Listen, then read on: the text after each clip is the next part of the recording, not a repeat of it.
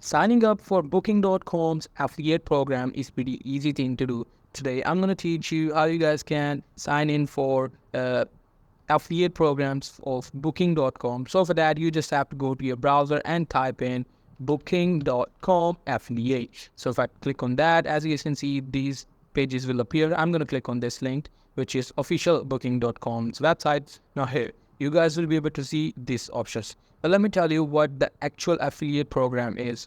So for that, you have to register first. After registering for the booking.com affiliate program, you guys will be able to promote their products or places or their booking services.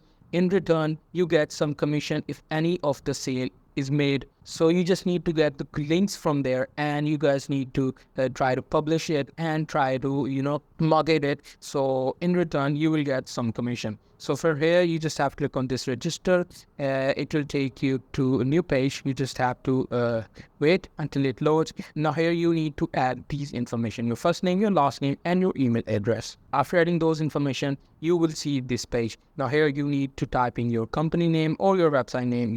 After that, you have to click on this register. What it will do is it will register for your website. So that's pretty much it. That's how you guys can register as an affiliate in booking.com. Hope you guys find this video helpful.